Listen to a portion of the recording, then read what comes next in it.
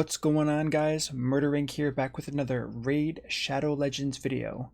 Today I want to do a champion spotlight on Abbess, Sacred Order Legendary, attack type, fantastic champion, so let's get right into it. Starting off with their A1, attacks one enemy, removes one debuff from this champion, places it on the target, attack based.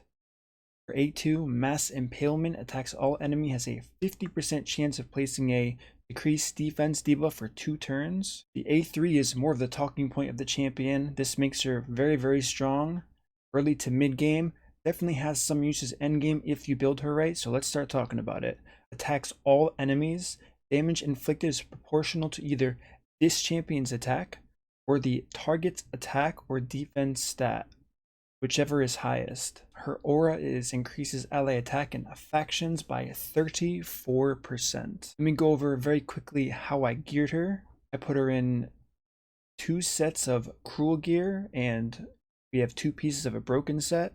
Total stats I threw on her for this video is 29,000 health, 5,000 attack, just under 2,000 defense, 159 speed, 101 crit rate, 235 crit damage, 122 accuracy. Did not build accuracy because I did not want to showcase her using defense down in this video. She is a viable option if you need one. Since she only provides a 50% chance, it's really 50-50 as far as the debuff being placed, so not very reliable if you're really looking for a defense down champion. So let's get right into the A3 and how this works for you. Attacks all enemies, and the damage is either proportional to the attack you stacked on Abbess or the target's defense and attack. Now, if you've been playing for a while, Abbess has been known as the Tank Slayer. This is due to the fact that if you do want to use her as your arena nuker, you can stack her with crit rate, crit damage, health, and you can go into the arena, debuff your enemy team, and use the A3, and it will actually do a ton of damage to really tanky teams because it takes the defensive stat that champion has, she's using the A3 against, applies it to her multiplier, calculates the crit damage you have on her, and just absolutely shreds any tank. That's where she got the name the Tank Slayer.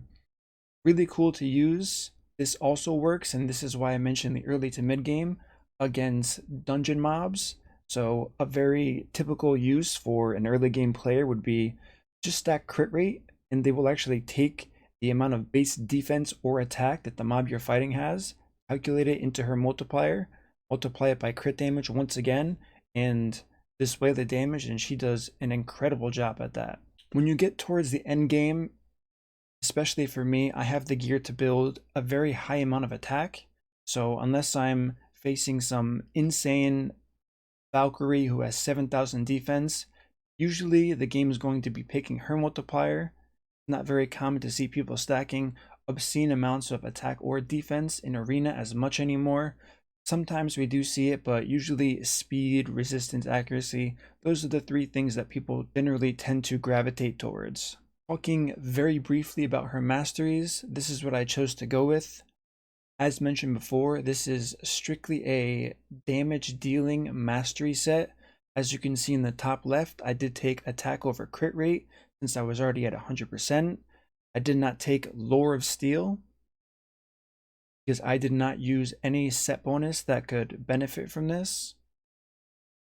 So if you are building a best, don't just look at this, copy it, say, I saw it in a video, this is going to be the best for me. If you do need advice on masteries, I highly recommend you watch the mastery video I've released in the player guide section of my videos on YouTube. Now let's take her straight into a dragon run here. As you can see, for all of my testing, I'm using a Dracomorph, Arbiter, Double Royal Guard, and Abbess.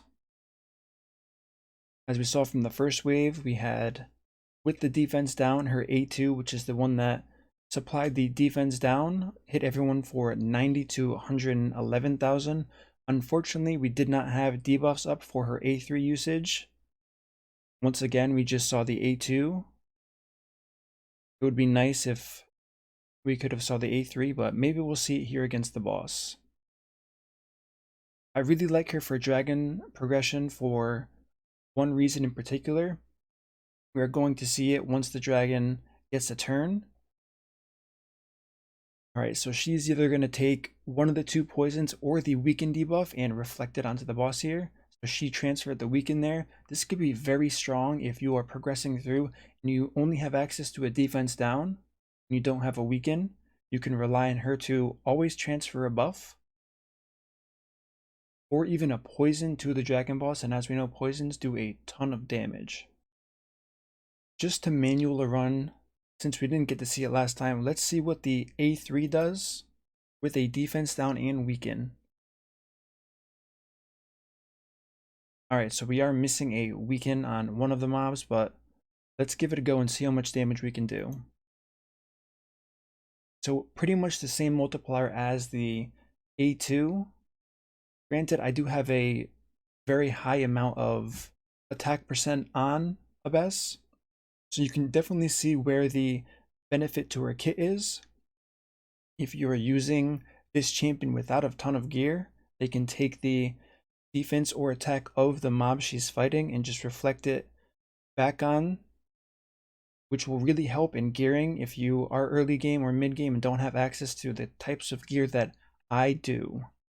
Now, Abbess does provide a strong affinity in the dragon, so let's take a test drive through something that's equal affinity. That's red, which is a Fire Knight 20. As we see, already a decent start. It definitely helps for wave clear in dungeons, as we can see there. 18 to, I think it was 60,000 per A3 with no debuffs on the mobs. Not the most damage, but definitely not terrible. There we saw the A2, which was the weaken. As we can see, it didn't apply on everyone. We did get rather lucky in having it drop down on 3 out of the 4 mobs, but regardless, as I said before, she's definitely not a consistent debuffer. Like, we are facing some unfortunate RNG, just going straight into the shield there. We did lose Abbess there. You really hate to see it.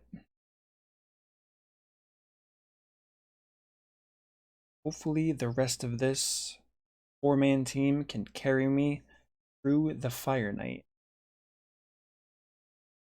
So the last thing I want to talk about with Abbess is Faction Wars. Not only does she have the attack aura, which can be very helpful if you are fighting the boss stages, like we've talked about her A3 many times already, it really shines the most in Faction Wars because no champion scaled highest as far as damage dealt and level wise outside of Faction Wars. Now you have this massive wave clear damage dealer that can also transfer really nasty debuffs. So if you have her and you are not currently using her for your Faction Wars, I highly recommend building her. Doesn't have to be crazy gear, and she can help you get past stages you didn't think were possible in the Faction Wars for the Sacred Order Crypt. Guys, so those are my final thoughts on the champion Abbess. I do think her value drops off quite a bit now that we have a lot better gear in the end game, but as far as an early game and mid game champ, I think she is fantastic. If you do want to use her as the tank slayer role in arena, in that aspect where she can take the multipliers of the enemies you're fighting, use them to her advantage, apply her crit damage to it, obviously her crit rate as well, absolutely dominate the arena scene. You don't see it as much anymore. She isn't a multi-hit champion, and with Rhodos being so popular, despite him being blue affinity, she probably isn't the answer to Rhodos. But overall, I think she's a great champion to help you in dungeons, clear waves, speed up all of your times. If you do have her and you don't think she's performing that well, hopefully this video will help you guide you and get you on the right path. So I do want to share with you guys a little bit of, I guess, spoiler footage of the next champion spotlight I do intend to release. Obviously, as mentioned, I will be looking at the comments below, looking for any other champions you guys want to see highlighted, but here I want to show you Hegemon, what I did with him, how I kind of build him a bit differently than the typical stun set, sleep set, go for accuracy. So this is something you can absolutely look forward to next. As always, thank you guys so much for watching. Make sure you like this video, leave a comment below on what champion you guys want to see next. And until next time, peace out.